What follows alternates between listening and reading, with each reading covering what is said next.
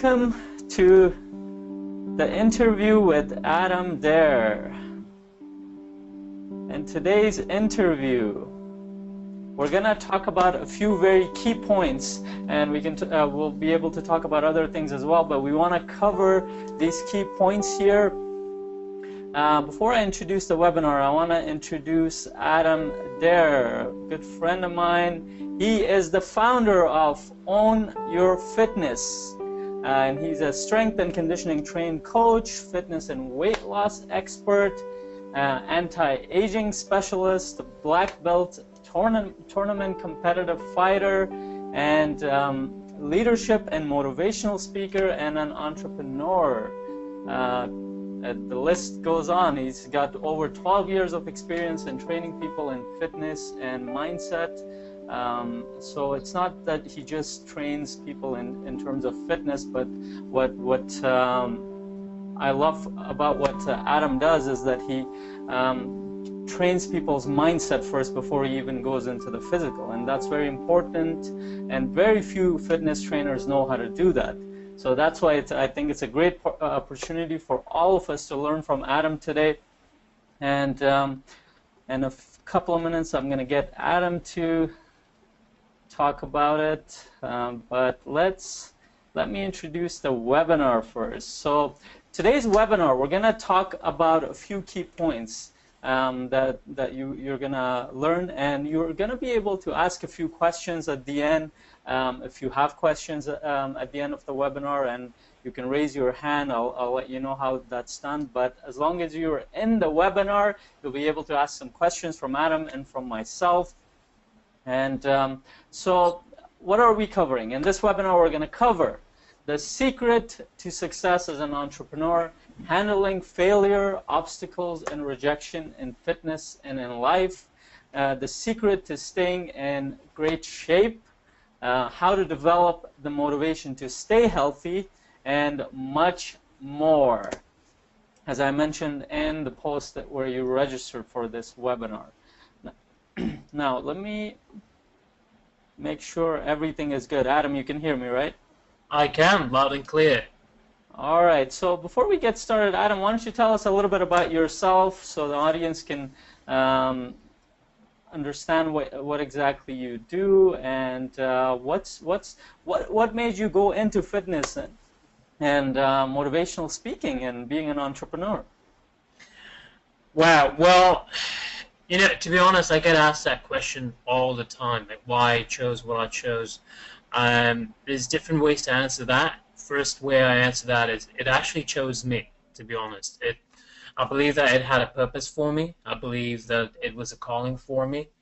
And I believe I was also searching a way on how I could turn something that is the most important thing in our lives, which I truly believe, into a way to make my livelihood and my way of living and my way of self-expression and whatnot.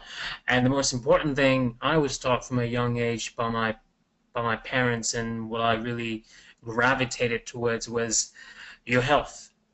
And I was at a point in my life that I was competing in martial arts. I competed in Olympic style Taekwondo at a very high level, and it came to a point where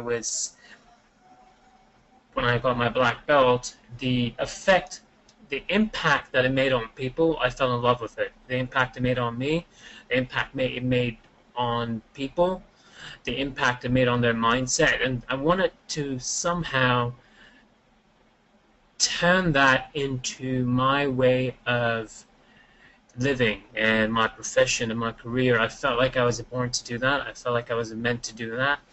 I started interviewing with pharmaceutical companies and medical device companies because I was once in the corporate world as well as a professional and wanted to turn my passion into my business.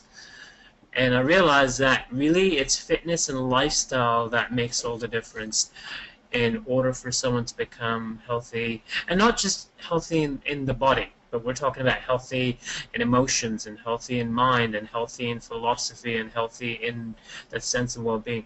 And I feel like, you know, I found my calling, you know, and if it's been branched and evolved from just teaching fitness into high-level strength and conditioning and personal training and one-on-one training to group training, and then evolved into becoming a speaker and a leadership presenter, and then evolved into a self-defense instructor, and it evolved into so many other things, you know. So it's not like it was an easy journey, but it evolved, and because I evolved, you know. That's really great, and that's an inspiring story for me personally, and I'm sure it is for others as well. As we, one of the things as being an entrepreneur, it's something very new for me as well. One of the things before you start on your journey that you hear is that it's difficult, but people don't really understand what that means, that going on that journey is difficult.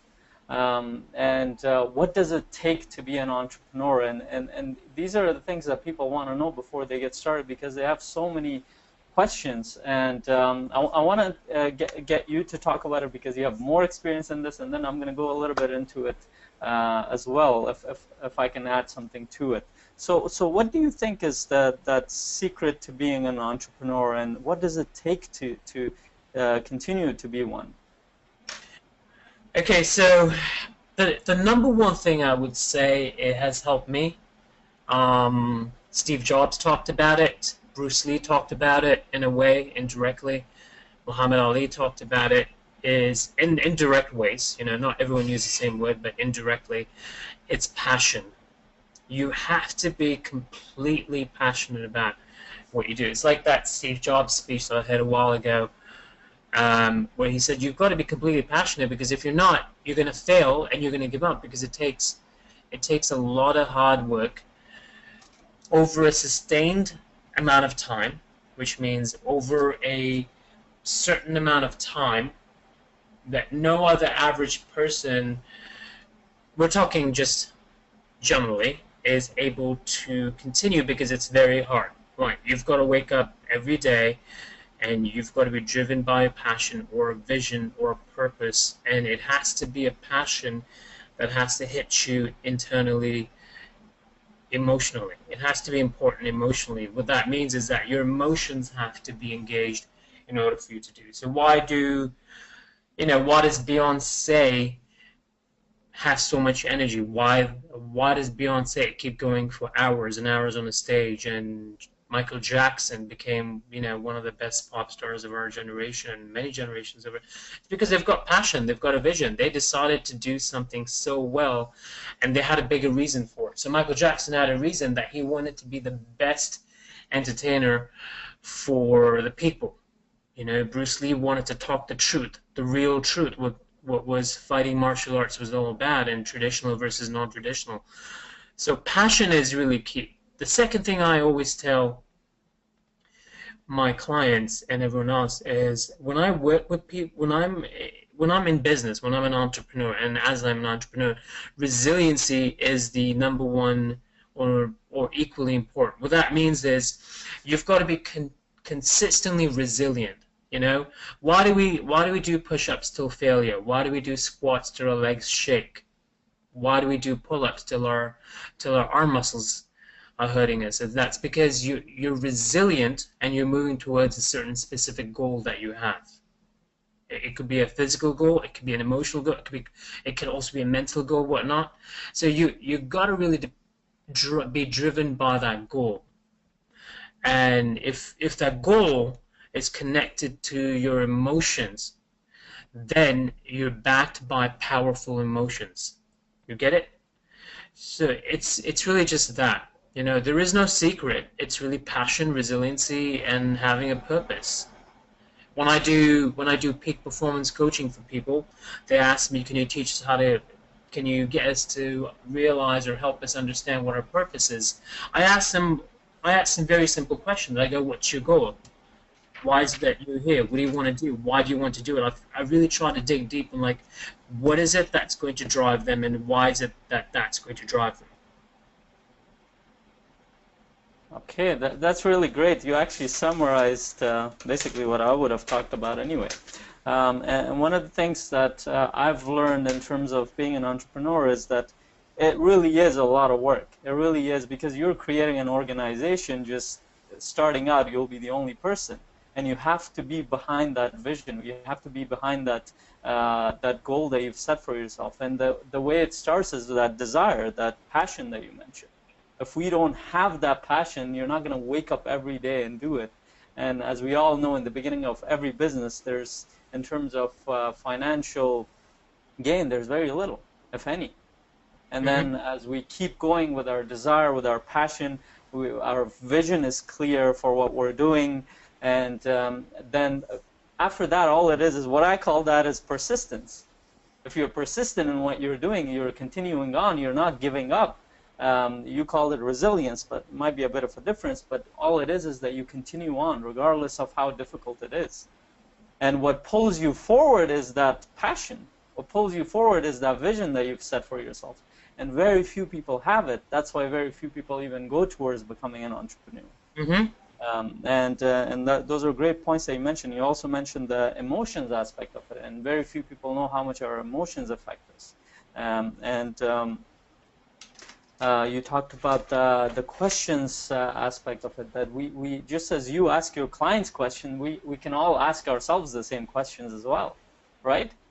Of course. I mean, you gotta have a internal dialogue, an internal question and answer awareness in you to take you on the right path and keep you there. I mean, it could be as little as like, did I really earn that burger and fries? You know, I've got my own treat meals. Did I really earn that chocolate brownie? You know, or it could go to something so deep like, what am I waking up for today?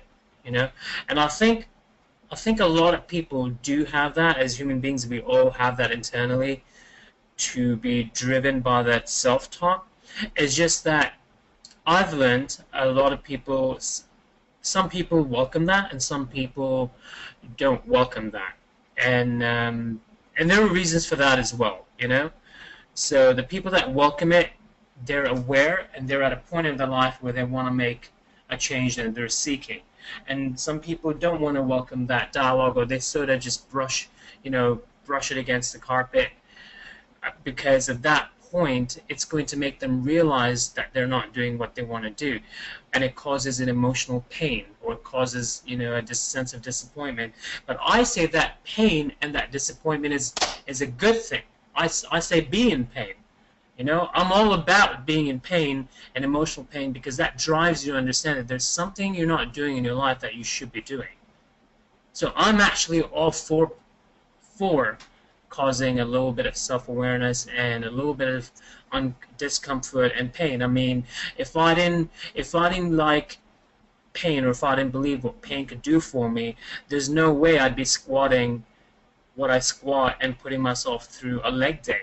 I mean, I laugh about it with my friends and my clients. I'm very transparent. I tell my clients that leg day is a love and hate relationship for me. I have to work out 3 times as hard on a leg day, and I'm sore for 4 days in a row, 3 days in a row, and my appetite goes through the roof. But it's really just being so honest with yourself and truthful. That's what it's all about. That's really great that you brought that up, and I talk about this quite a bit too. Our self-awareness is that what is that internal dialogue? Are we stuck in a tape where it just keeps? A lot of people have most people have an internal dialogue, but some people have a repeated dialogue inside their head, and they don't get out of that cycle. And that's, a lot of people call that limiting beliefs that they have. They keep repeating those limiting beliefs. I can't do this. Oh, I'm never going to get these results. Blah blah blah blah. But you can actually decide what your internal dialogue is, and you can train your mind to have a better internal dialogue, to tell yourself that, okay, if I do this, I'm going to get this result. If I go through this training, I'm going to get this. If I work hard towards it, I'm going to get the results. But you have to believe in that, and you have to see the evidence, and you have to find that evidence for yourself. And like you mentioned about pain, pain is a very powerful motivator. Any personal development or motivator will tell you that pain is a way for us, it is a signal for us to go towards the results a lot of times. But what we do is we associate pain with suffering. We try to avoid pain. Mm-hmm. And this is very common in the Western culture that even with physical pain, when we get a small ailment, a small cold or a headache, people, the first sign of headache, what people do is they go for a pill. Yeah. But there's a reason you're getting that headache. What is that signal telling you? Instead of No. watching up what that signal is, most of the time, what is it? As a fitness trainer, you'll know that people don't drink enough water, they don't sleep enough, and they get that headache. So instead of that, they will keep popping pills. But Right. that's the thing, pain and what you said about squatting and fitness is, in that sense, when we're pushing ourselves, there is always going to be a pain. And that's natural. And when we think about the natural forces that we have, the natural process, for example, if you look at the process of birth, there's pain involved in birth. But what does that give? But what is the result of that? A human being, another being. If the pain wasn't involved, you wouldn't get that result. Mm-hmm. Mm-hmm. So Yeah. I always go back to how we deal with the pain and how aware are we of what actually the pain is. For me, pain is a signal that I'm either doing something right or doing something wrong. But you have to decide what it is. Correct. Yeah. Correct. So I agree that's with really that. good. Also, I mean, that's what Tony Robbins' system is, right? Pain and pleasure. You know, he's got this exercise. I've been into self-development from a very young age, and he's got this exercise where he asks you to think about sitting on a rocking chair where you're 80 years old or very old, and then thinking about in your head what you'd be regretting. What have you are you regretful of anything you haven't done, or what you've done? And I'll be honest with you, you know, um, I have gone from a martial arts competitor to a fighter to a trainer to a coach to a speaker, whatnot, and I always realize that if there's something I regret not doing, and if I go on too many days feeling like it might be too late one day, my sense of motivation just comes up to here, right here, and I just go crush it, you know. And sometimes it takes a long time for it's like the law of attraction, the universe. Sometimes it takes a long time for it to manifest. I'll give you a story right now. 13, 14 years ago, when I retired out of tournament competing, I was making a career change. A long story short, so when I left the corporate world, I teach a lot of people how to turn their passions into businesses. So when I left the corporate world and I wanted to turn my passion into my business, I was thinking about coming up with a workout idea that would be a combination of Olympic-style taekwondo, kickboxing, into modern-day fitness and mixed with resistance training, and jazzing it up a little bit and calling it a funky, fancy name, you know, and giving it a philosophy. You know, I'm also, your workout has to have a philosophy. And I haven't, I mean, I've taught a whole bunch of classes. I've taught all kinds of classes. When you're a fitness professional in the beginning, you have to take a lot of classes and sub whatever you can. And fortunately, I'm skilled at many things that I can sub many things, you know. And I'm driven by passion. So if you put me in a room and ask me to teach yoga, I'm skilled enough to teach yoga. You know, that's just one example. Although I'm not skilled enough to teach Zumba. But anyway.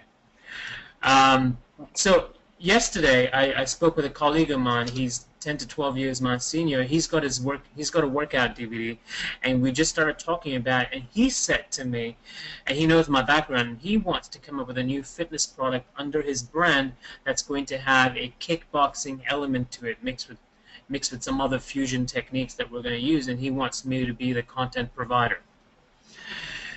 So we're going to work on, you know, putting it down on paper, the content. I'm going to work on my ideas, and then I'm going to train for it and then rehearse it a million times, because you have to rehearse it plenty of times. And then we're going to see if we're going to talk to his company that's going to provide the capital, and we're going to shoot it.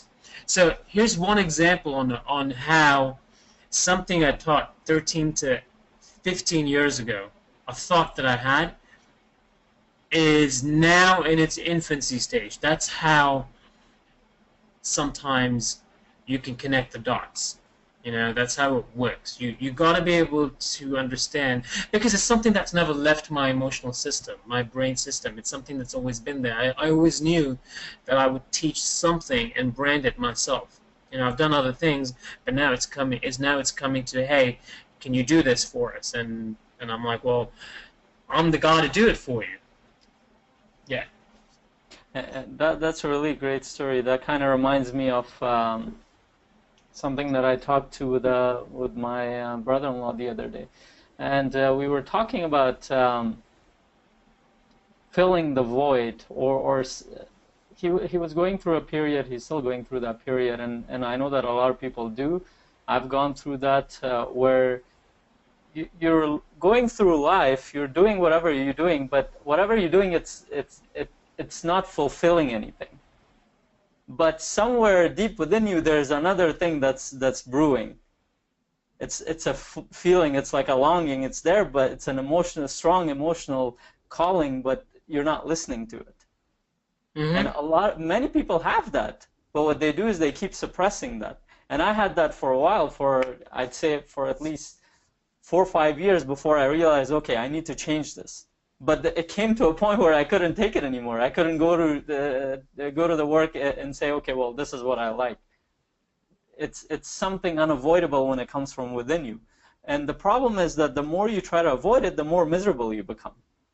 Mm-hmm. And that's what I find with a lot of people, is that many people have passions, but they refuse to face it.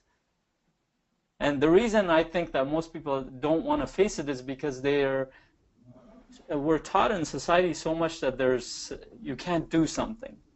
There's always anything you start, there's somebody that will tell you that that's not doable, or that nobody has done it, or that it's going to be too difficult, or that if you quit your current job or whatever else you're doing, it's going to be too hard of a journey for you, or too hard of an experience for you to handle it. But whatever the case is, we hear all these things, and around us, everybody's doing the same thing.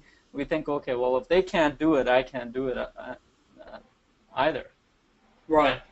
But you know, the interesting thing about what you just said is a lot of people don't have to do what's discussed or what a lot of people do. A lot of people don't have to turn their passion into a way of making their living, or a livelihood, or a career, because a lot of people find that actually removes the passion out of the game. All right?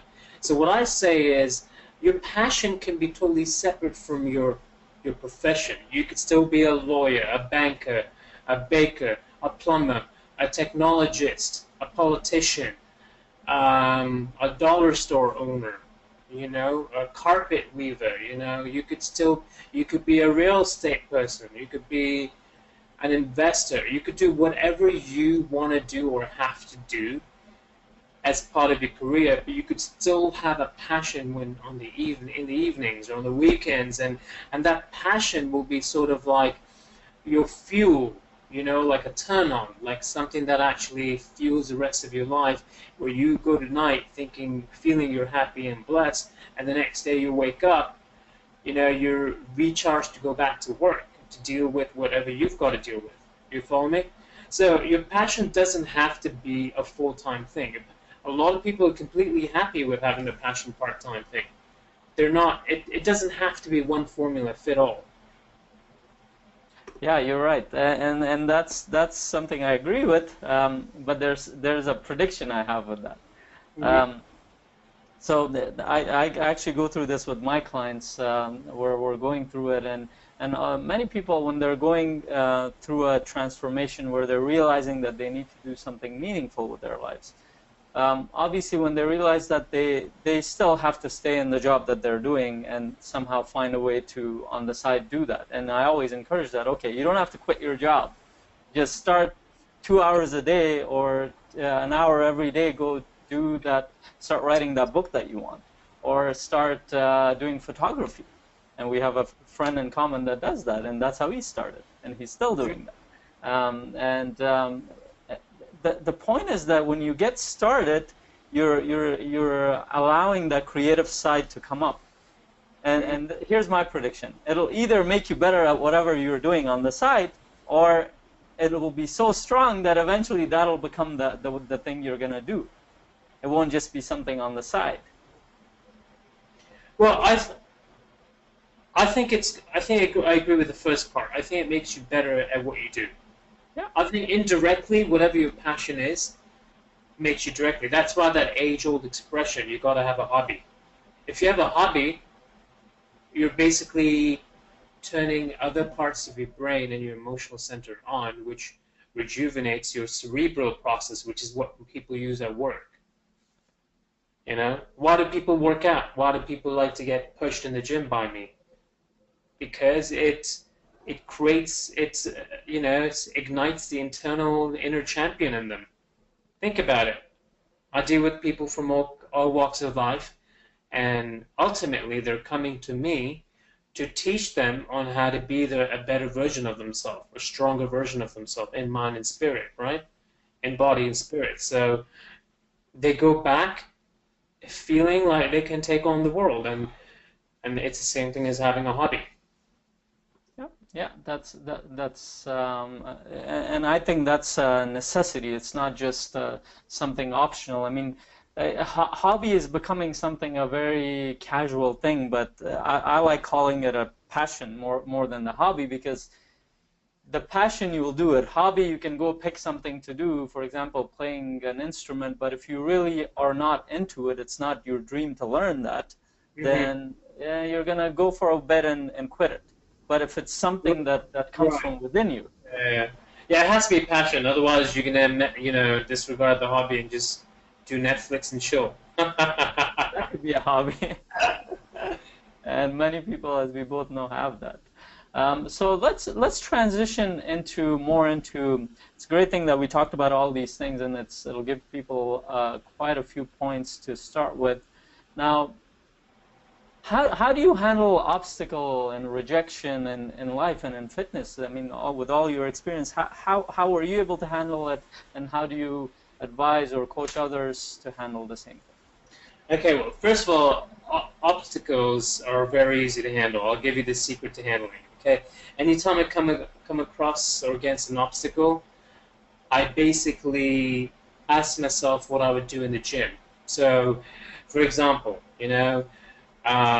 a couple of years ago, I used to bench a certain weight, very heavy weight, for my body weight. And then now I can no longer do that weight. I'm close to it, but I can no longer do that weight.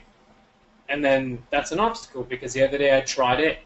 My right shoulder started feeling a little bit of strain. I'm smart enough to know not to push that. So, I'm working around it. Now, that's an obstacle, one obstacle. The other obstacle is I have a client who knows what's good for her, but I have a harder time getting through to her. That's another obstacle. Most people can relate that to. And to be honest with you, an obstacle in the gym is dealt with the same way an obstacle in a business that's dealt with the same way. I basically self-talk myself and ask myself, what is it that I would do if I could not do X amount of push-ups in the gym or accomplish a certain goal in the gym? What is it I would do? It's an obstacle. Now's the time to get better. This obstacle is basically a slap in the face saying, hey, Adam, get better. Okay, this is your challenge. And challenges make us. This is a failure. I fail. Failures make me. Failures make us. Just like that, in business, our failures make us. I have had many failures in businesses as well, because I've had to learn the hard way. There is no book to entrepreneurship. I personally started walking the path, and I just had to turn and turn and turn until I figured certain things out. I'm still figuring things out, because now I'm on a different level than someone who's just starting out as a personal trainer or a fitness coach. So I think obstacles and failures are there for us. I think you're supposed to fail in the gym. You're supposed to feel discomfort. And if you're supposed to feel discomfort in the gym, you're supposed to actually feel discomfort in business. And if you're supposed to feel discomfort in business, chances are you're probably going to feel discomfort in your personal life or in your career, And that's why we get better. And then we get comfortable for a while. We're going like this, okay? This is what we call stagnation. in the fitness business you call it plateauing, okay? And then what happens when you plateau? If you no longer do this, you go down like this. So your growth actually deteriorates. Let me talk in bodybuilding terms, right?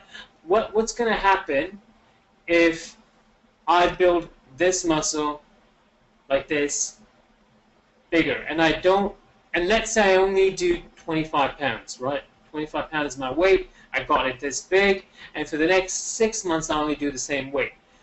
Chances are I'll probably stay like this at that size for a certain time frame, and chances are as I get older, if I just continue the same weight, the deterioration is going to take an effect, and I'm going to start going down. Now let's apply that theory to business. Let's say I continue doing what I'm doing, and I don't grow from where I am. 10 years from now, chances are I'm going to deteriorate. Now, what is deterioration in the business life? It means passion is burnt out, self-satisfaction is down, you feel like you're no longer making a purpose because you're not growing. So ultimately, when I explain this to people, I say you're supposed to grow, because in discomfort there's growth. And if whether you're a door-to-door salesman knocking on doors asking people to buy something, you're supposed to feel that shame, that shyness, that discomfort, because after knocking your 50 doors, on the 50th door, your confidence is going to be yay high. You know, your self-esteem is going to be yay high. And now, sooner or later, you're going to be presenting to the younger guys out there how to be the best rock star door-to-door salesman. That's a really great example that you brought. And let me put that in terms of life. We experience the same thing generally in our personal life as well, where many people, they go to school, they go to university, they start their work, but at some point they get so comfortable and they just do the same thing over and over and over, and like you said, they plateau. There's no growth involved anymore. And that's one of the big reasons people lose interest in whatever they're doing, because they're not really growing. And that's why some of the good companies, they have a lot of professional development courses. But some companies, they don't have that. And let's say if a person goes to college or university, after that they start their work, they stop learning. I know of quite a few people, they did their masters. After they did their masters, they stopped reading books, as if the learning stopped, as if the growth stopped. Same thing with trying to get better in your job. As soon as you stop the growth, like you said, it'll go for a period of time, it'll be like that, it'll go down, because your motivation goes down. We need that growth. As human beings, if you can see any pattern, we're always growing physically, emotionally, mentally. But if we try to stop that, that's where our misery comes in, that's where our suffering comes in. So it's a great point. We can use it in every area of our life, whether it be business. And I can tell you, in terms of my business, I've had to constantly keep changing things. And just speaking right now in front of, I've mentioned that several times. The first time I tried to speak in front of the camera, that wasn't too long ago, a year and a half ago, I would pause, I would just stop. The camera is recording and I'm looking at it for like 5 minutes. And my wife is sitting there, she's like, "What are you doing?" I don't know. Am I supposed to be speaking to the camera?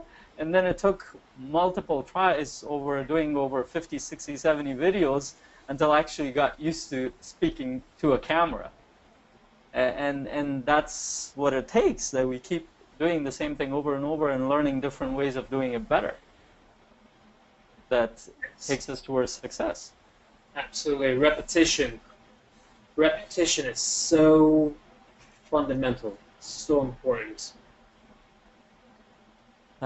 So that's really great. So then, how do you handle rejection? So let's say, I mean, in my business, I have a lot of, I go through free sessions with a lot of people, and a lot of times they don't get my program. Sometimes they do, sometimes they don't.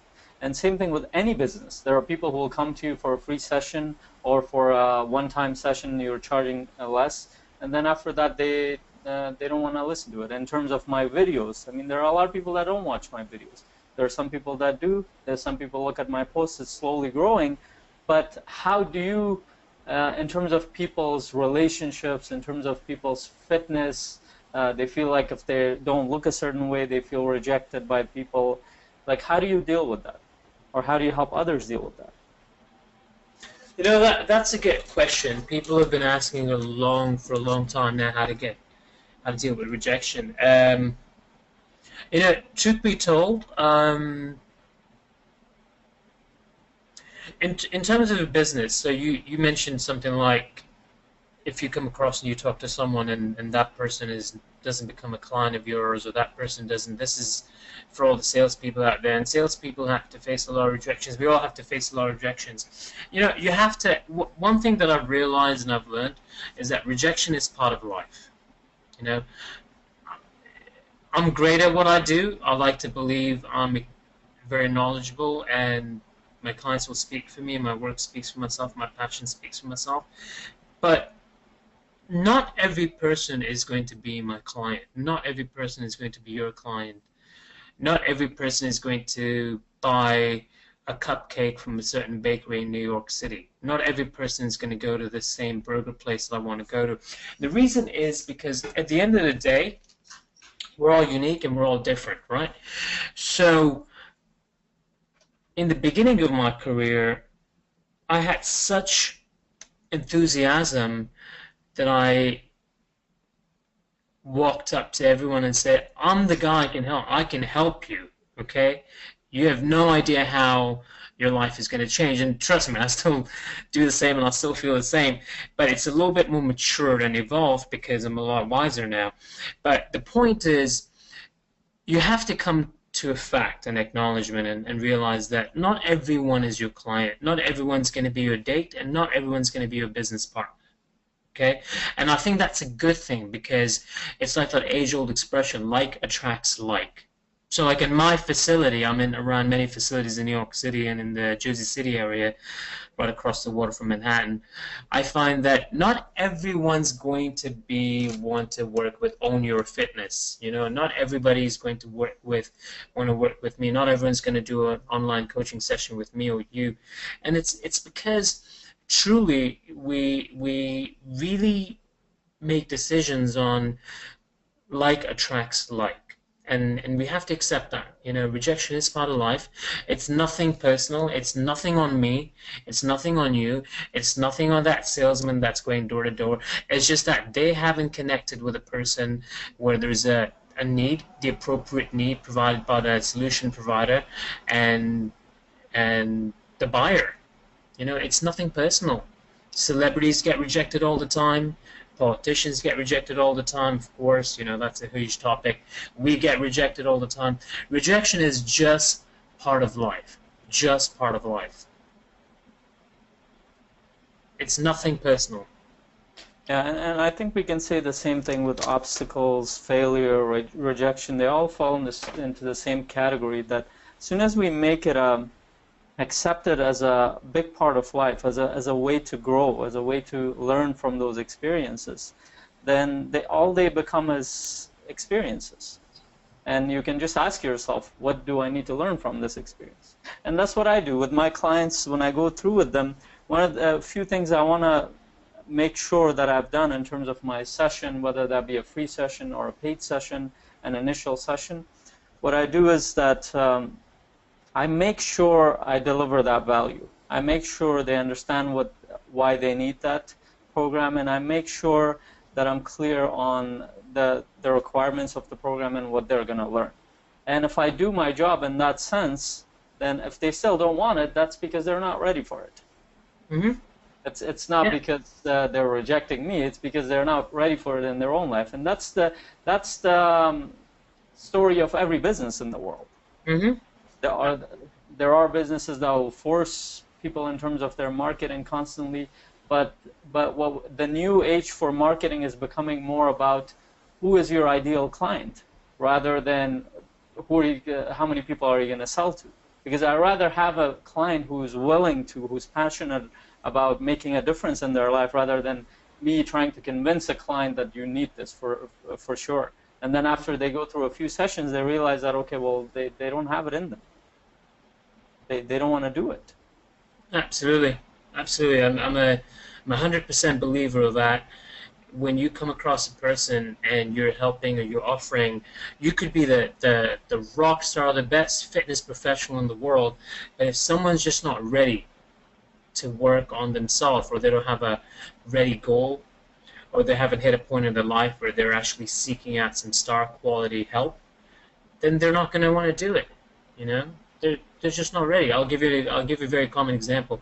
I meet people all the time in the gym and everywhere I go, and a lot of times I'll meet someone who's going to say, yeah, I want to work with you, and then I'll never hear from them, and then a year later that person's going to say, you know, my boyfriend proposed to me, I'm married, I'm getting married, and I bought a dress, and this is something I'm so motivated by, and I want to do a fit for the dress program with your company, and they become the most motivated client. They eat clean, they lift weights, they do their high intensity cardio, they do their stretching and yoga, they keep in touch with me or one of my teammates, and that person is ready, you know.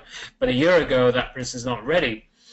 So that is prime example that, you know, it's true in fitness, in business, in sales, and whatever it is you want to do.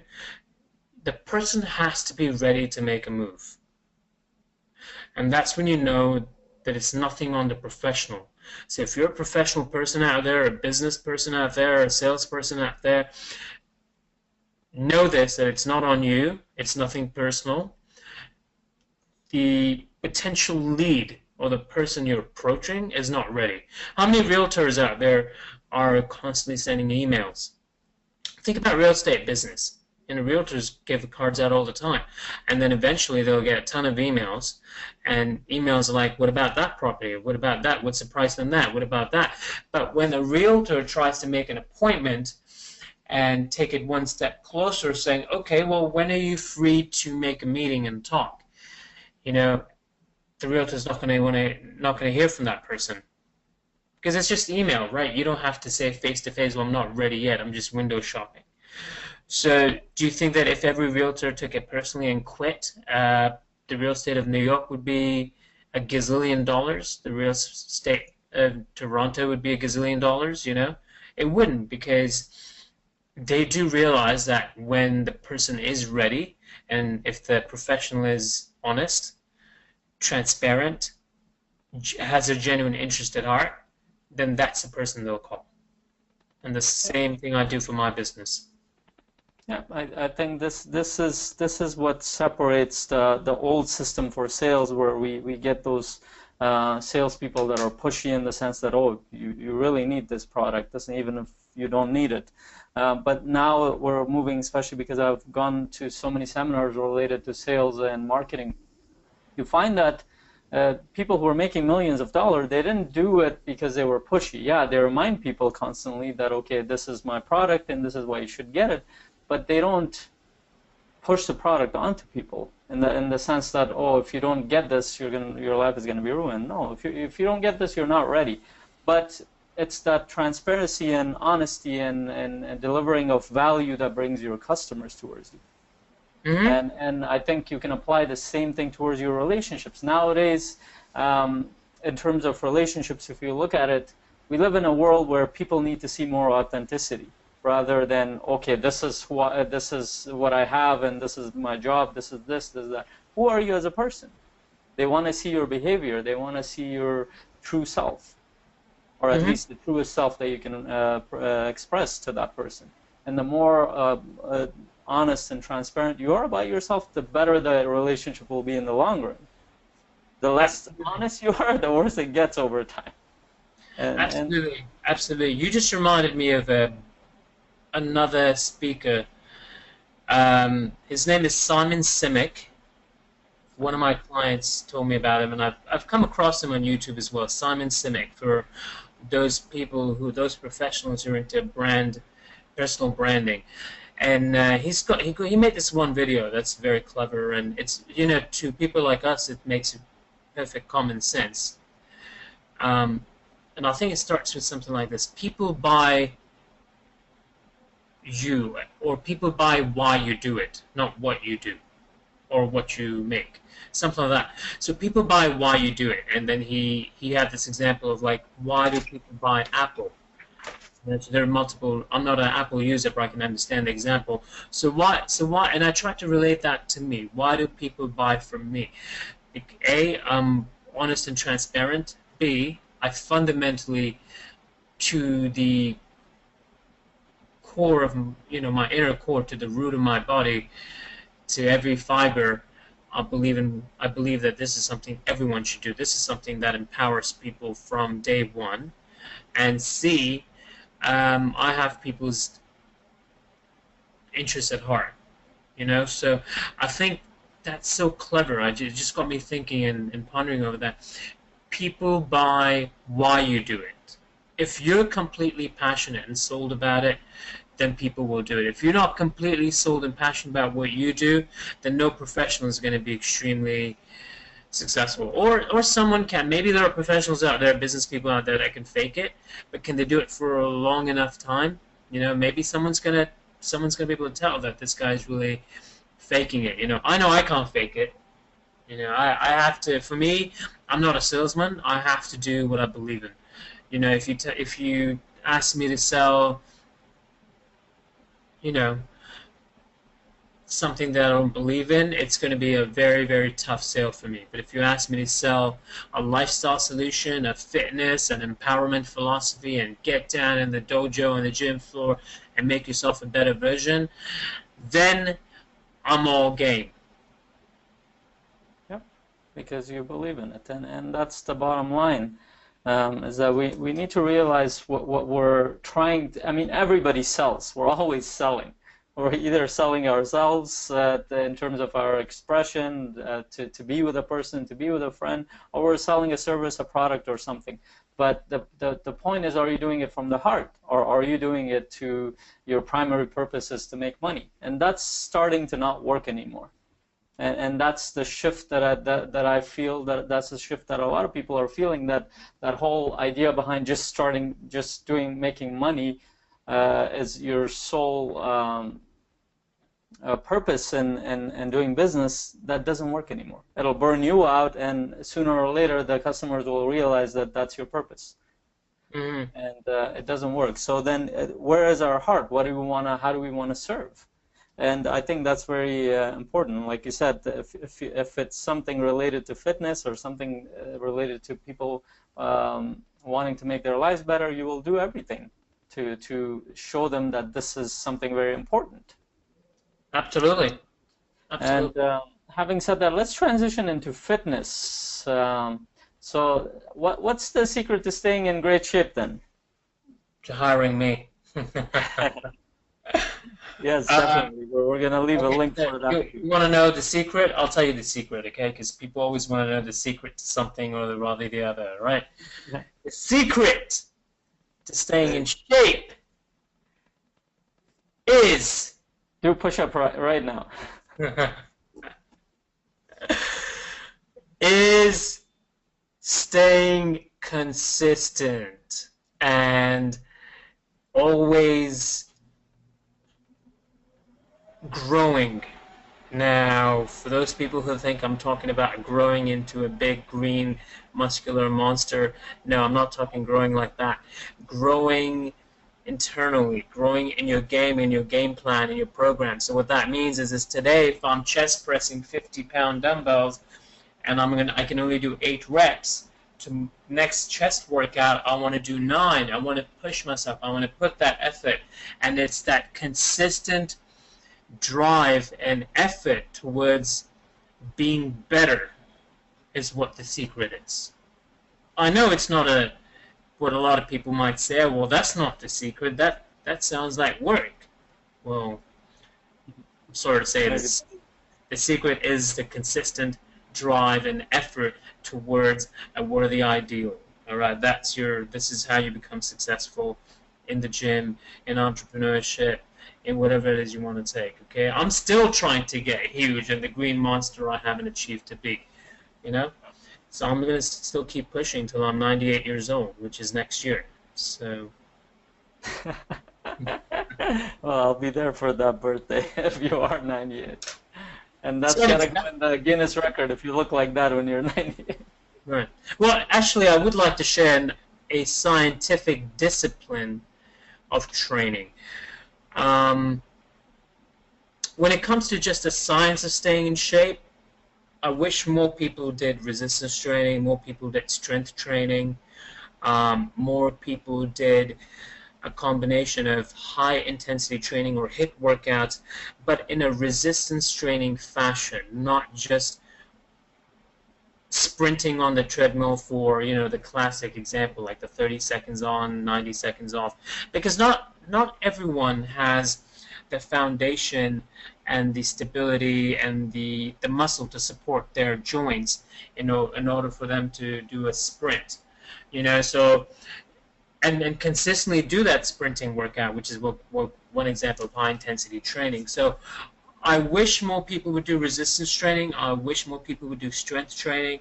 I wish more people would try and build muscle, because as an anti-aging professional, from a fitness standpoint, muscle deteriorates every decade, if not every year, after 30 for men, and I think it goes down even deeper for women, or it's even worse because women have a harder time building muscle anyway, due to the obvious facts and whatnot. So I wish more people did that. That's really what I would say. I wish more people would not spend 45 minutes on the elliptical and actually figured out what they should do. And, get on Google, I wish more people would say, Google how to do a 45-minute or 30-minute or 25-minute resistance training program for women. Something like that, I think I wish that's where the industry still needs to change. It's a lot better. I see more and more women doing strength training, resistance training. I see more and more guys doing it. But it still needs to get better. People need to be educated on that. It's something I'm very passionate about. All my clients, female and male, we have 98% female clients, and we make everyone do a squat, a lunge, a push-up, pull-up. We teach everyone weight training, and they realize that they get leaner and start burning more fat, get stronger.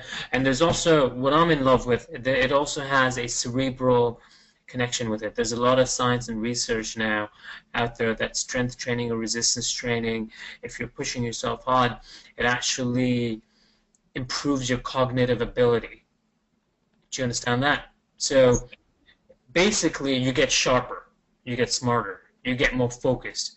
And how could you not? You give me a challenging weight, a 95-pound dumbbell, a 90-pound dumbbell, I can only do it 4 or 5 times, and I'm very light. I'm only 163, 164 pounds, and I'm pushing 95-pound dumbbell. By the end of the 4th rep, I'm coming down like this, and I have to focus so much harder on being in that moment, where if I'm not, I'm going to destabilize my shoulder joint, and I could risk injury. Now, I'm not advising everyone to do 95 pounds or 90. You have to consult a professional, I think, and figure out what resistance training means for you.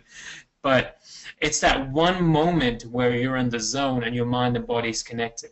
The same thing when I was fighting, when I was in the ring and I was facing an opponent. It was that one moment where the noise shut down. I couldn't hear the fans. I couldn't hear the audience. I couldn't hear the judges. I couldn't hear my own teacher saying, I had to move this way, move this way. I was just in that one moment, which felt like eternity, and I'm just trying to stick with a game plan and adapt to what the opponent is doing, and keep myself calm and cool and strike back. And it's all happening on autopilot, so I don't know how many fighters are going to watch this video, but it's all happening on autopilot. And you have to train for that, rehearse that time and time and time and time again. So I don't find the same with when I just walk. I don't know, let me give you a low intensity example. Walk to the mall. Go for a walk in the park. Are we really in the moment? Or we're just like looking around, scenic, whatnot? And it's a different type of moment. Maybe someone would say, well, when I'm walking in the park, I'm focusing on the moment. Yeah, you're focusing on the moment and the surroundings and that kind of experience. But when you're, let's use now sprinting really hard on the treadmill, Okay, you're not thinking about your surrounding. You are one with that treadmill. You are one with the striding, the thriving. That's what I'm talking about, and that ability improves your cognitive, your capacity. You know, it just makes you better at focusing and concentration. And as you know, Faisal, we live in a society where concentrating is extremely hard. Yeah. You actually reminded me of something I read in a trading book. It was a foreign exchange, the psychology of trading. Because before I started doing this, yeah, before I started doing this, I was getting a little bit into foreign exchange and the rest of the stuff, and I read a couple of books on the psychology of it because I believe you need to train the mind before you actually do anything. And one of the things, the person, I forgot his name, but he had 17 years of experience in teaching all kinds of people and all kinds of institutions how to change your mindset. And he said that it's not really about the tools and techniques in the thing. It's more about the mindset that you're in. And what he talked about is that flow that you're talking about. It's and he gave the examples of birds when they're flocking together. They don't think about flocking together. They're in that flow because it happens simultaneously. And the same thing when you're actually focusing on something and you get into that flow, you do it. You don't think about doing it. Like when you were in the combat ring, you didn't really think about doing something. You flew, like you were in that moment. Yeah. The focus came like from within you. And that was an accumulation of your training, your awareness, and everything you had done up until that moment. And like you said, the more we get that in any aspect of our life, it's you don't even need that much research to back that up, because it's only rational to think that your focus will increase in every other aspect of your life. So I truly believe that if you can learn to focus on one thing, whether that be music or that be fitness training or that be mindset training, whatever it is, if you can learn to focus on one thing, then you can learn to focus on anything else in your life. And why is it then, look at the other side of it, why is it that people are distracted? Because we have so many things around us, people are constantly on their browser, on Facebook, on things that they can't focus on one thing. They've trained their mind to be distracted. And that's, that I feel like is one of the biggest, most important asset is to learn to focus in your life. Because we have so much in the way of entertainment, distraction, anything else. Like you can turn on TV, watch it for days, and you wouldn't get bored. And you can turn on your PlayStation and play. You can go watch a game. You can be on your browser, on Facebook, on Twitter, on all kinds of stuff. But if you don't know how to focus on the things that are meaningful in your life, you're screwed. Yes, absolutely, absolutely. I'm in 100% realization that that's a major challenge for our generation. The generation that we're living in, the time that we're living in, concentration is a huge, huge problem. Huge problem. And I actually, one of the seminars I went to was Brennan Burchard's seminars, and he's on one of the boards of, I don't know which company it is, but it's a technology company. And he teaches focus himself as a personal development teacher. And he's saying that if you can't get a hold of your focus now, you think you're distracted now by the technology.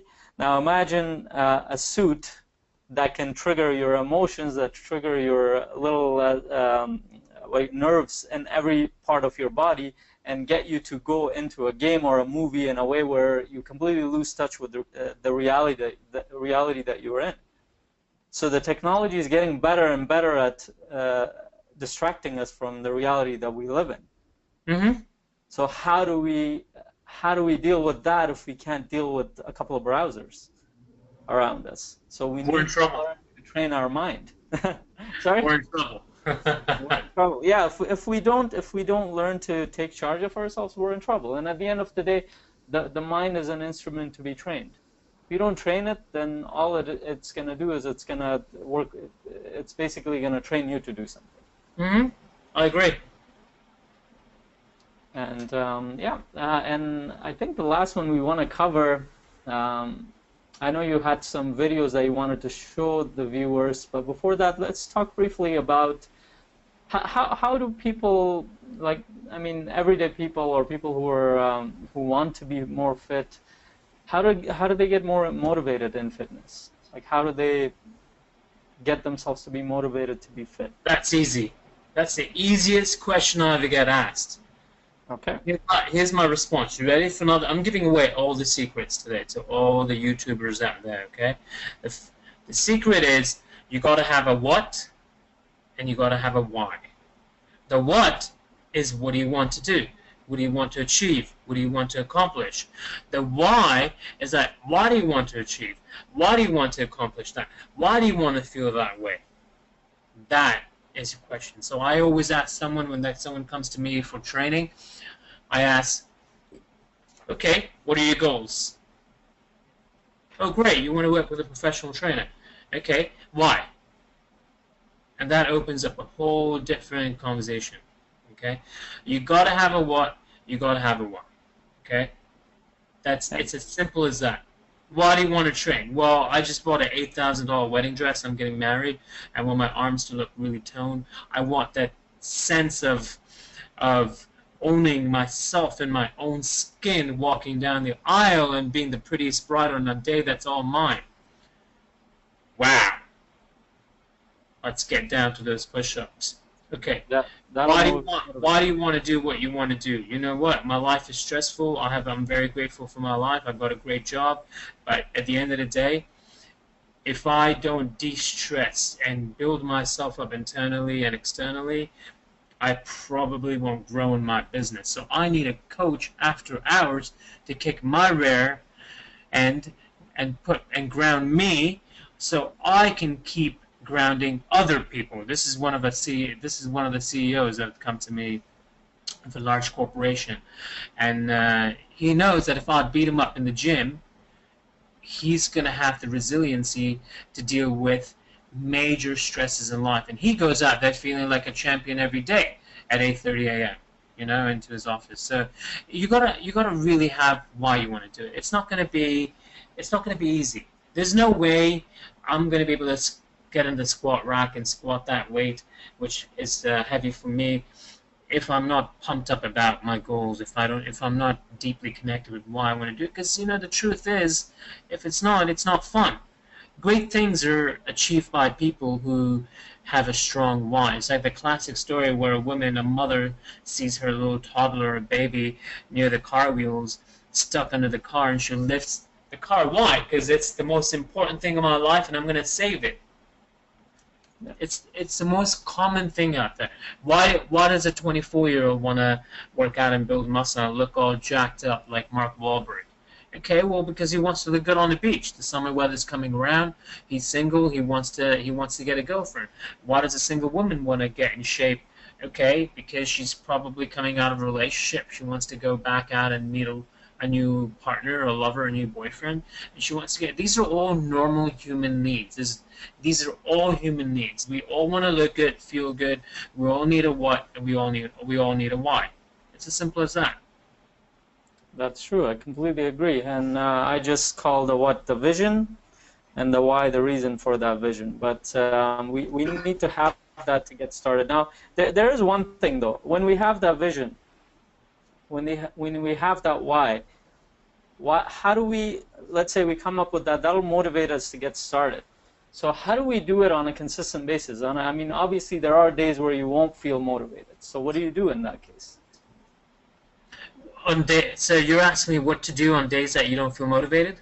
Yeah, let's say you have your vision, you have your why, and you're going along, you're consistent for a while, but there are days where you're not motivated. Like, how do you get yourself? Because that's the time where people stop being consistent, and then until they pick themselves up again, they'll lose that consistency. So then, how do we consistently keep ourselves motivated after that vision and why? After you've accomplished that vision? No, after you've gotten started on whatever you're doing. Oh, on days that you're less motivated. I get you. Okay, well, first of all, everybody has motivated days and everyone has unmotivated days. Does that make sense? Yeah. So on certain days I'm extremely motivated. I'm crushing the gym myself. And certain days I'm not motivated. And I want to go buy a couple of slices of pizza, have it, and watch Netflix. It's normal. This is So what do you normal. do? What do I do? Um, I get real with myself. I ask myself honestly, okay, did you let your higher self down? Yeah. If I'm meant to work out, if my plan is to work out and train on that day because I'm meeting a goal, whether the summer weather's coming around, whether something else is coming around, then I say to myself, yeah, I'll let myself down. I didn't stick with a plan, and I didn't stick with becoming my own, owning my own fitness. So my company is called Own Your Fitness. You're going to see that in my uniform. I was training before I got on this interview. And part of owning your own fitness is all about being real with yourself. So, we have a snow day today here. It's a huge blizzard out there. I'm looking out the window right now at my office.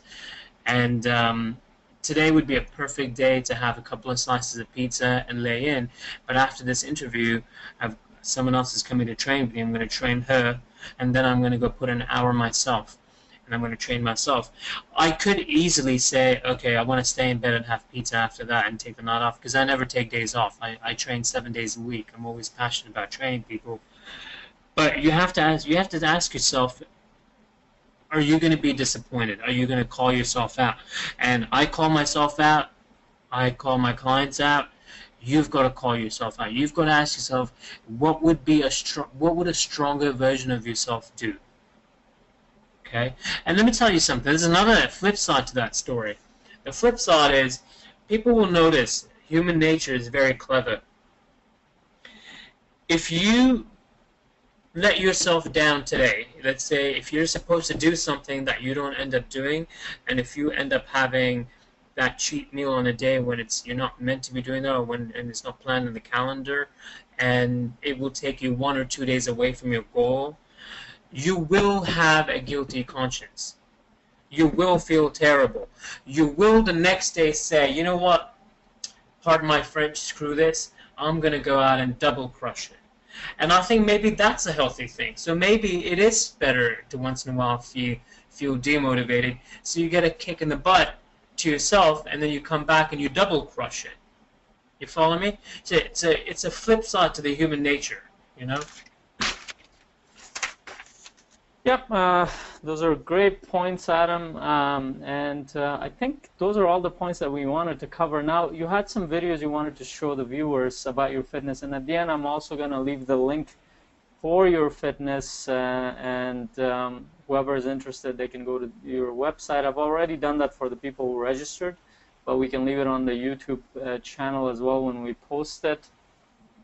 So I have the videos that you wanted to show. Now, do you want me to just play it? Yes, go ahead and play it. I'm going to tell you what I'm doing in each video and what I'm thinking. Go ahead. Okay, let me see. Let me know when you see the screen, okay?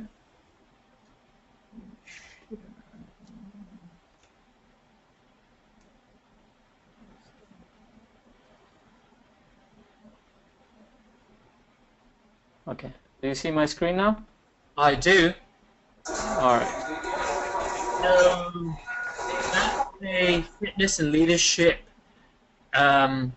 seminar and a workout I did for a college named Hudson Community College in the Jersey City neighborhood here in Jersey. And I put a whole bunch of students through a fitness workout right after a seminar I did on success in the gym and success in the business world out there. These guys are anywhere from 19 to 22, perhaps. I don't think anything older than that. This guy's in good shape because this is the second semester I'm doing it. This is the second semester that he's keeping up with the course that I taught. This is a one-on-one session with a very dedicated student of mine. He was training with another trainer, and then he approached me, and I put him on a serious resistance training, strength training program. We went from basic push-ups and lunges and squats to all kinds of variations of all those movements. And this is where I talk about growth. You have to make sure you keep growing. You have to make sure you keep growing in the gym for you to be in love with what you're doing, you know. And he's put on a good 7 to 8 pounds of muscle, lean muscle. He's in great shape, super strong. He had a weak back. I had to help him with his back. And that's another thing, you know, strength training, proper resistance training, proper programming actually helps alleviate a lot of backaches and issues in the body. You know, so I'm very proud of him, this man. Let me go to that, because you said you wanted a bunch of, a few of the specific ones that you wanted to play. So this one you said you wanted to play. Yes. What am I saying there? Hey, click on that. Just did 5,000. One more. Thank you. Have a great day. On your favorites. Come on. Drop. 3, 4, 5. 6. Come on. 7. Try! I thought you wanted to live, not just exist. Push. Come on. Come on. Try. This is not quick enough. Go. Wrong. Push. 4.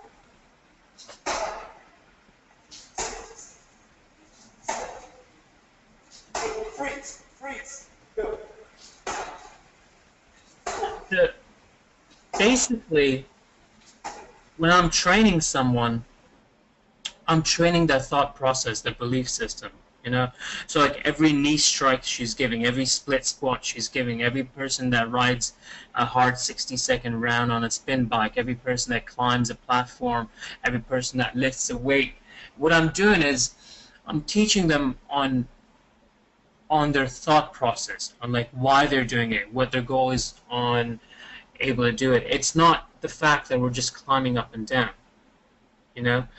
And what you do is you use the body, the physical exercise, to reshape your belief system. So right there, I'm basically telling her, come on, push against me harder. And what we're doing is we're teaching her how to use a focused element, her left glute, her left side of the body, to push against me and keep driving and staying on it. This is me when I'm practicing a little bit of boxing right now. It's a sport that I newly took on, and I have to reshape my entire moving process and my learning ability because I used to do kickboxing. So everything is in the mind. That's the purpose. Everything starts with the mind. Cool? Very inspiring. Okay, any other videos you wanted me to show? I think let's see that squat one. I think we're good for the interview.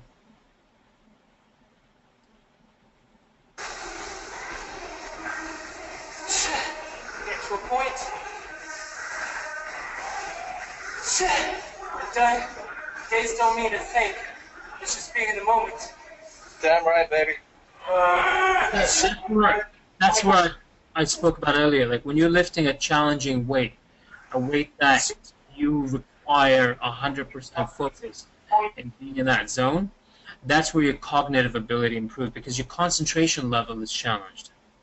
You know, your connection is challenged from the mind to the body. That's why strength training and things that require your focus has to be 100% in a way where it's an intense requirement for you to focus, you get sharper. It's anti-aging.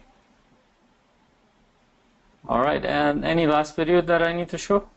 No, I think we're good. You know, if the YouTube community wants to go out there and take a look at my YouTube channel's Own Your Fitness with the trademark logo TM because we're trademarked.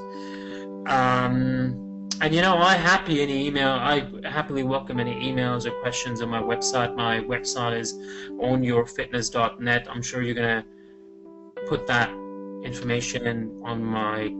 Yeah, I'll put your website, I'll put your email, and I'll put the link to your YouTube as well. Yes, and we're on Instagram as well. So if anyone has any questions, I welcome that. You know, I'm a big proponent of train your mind first and then train your body, and the gym is the first place for self-improvement. All right, thank you very much, Adam. I think it was a great interview. Thanks for giving us all those amazing points. I actually took a lot of notes, so it's helping me as well with my fitness. If you notice, I have 3 pages of notes. So you taught me a lot as well, and I'm sure viewers got a lot out of it out of this webinar too. So one other thing, I'll post all of Adam's website, YouTube channel, and email there. So if you have any questions, or if you're in Manhattan area, you wanted to go check out his gym, you can do that too, or you can just get him on the call, maybe, or email him if he can assist you in any other way. You can do that as well. Other than that, I also wanted you guys to know that there's a lot of free material on my website as well, on FaisalEnsaun.com. I'm going to post that as well, and right on the front page you'll see there will be a success training video that you just have to enter your email, and when you go there you'll be able to download a worksheet as well, where you can work through whatever you're doing, whether it's a business you want to start, whether it's a fitness program you want to start, whatever it is you want to do. It'll give you the 10 key areas that you need to focus on to get started, and there's a training video associated with it as well. And I want to thank Adam for his abundant knowledge, for his experience that he shared with us. I really enjoyed the interview. I mean, it went a lot longer than I thought, but I didn't even notice it. So I hope you guys get the same out of it as well. And I think we're done with the interview. Any last words, Adam? Own your fitness. Own your fitness. All right. I'll see you guys probably this week on my blog. Until then, check out Adam's website, ownyourfitness.com, and I'll put in all the links. It's ownyourfitness.net. .net, sorry, ownyourfitness.net. I'll put in all the links underneath this video. Check it out, and make sure you share and like this video, and share with anybody who you think will benefit from this video and this training, and check out the website, see what you can get out of it. All right, take care, guys. Have a great week. Take care, Adam. It was great having you. Pleasure.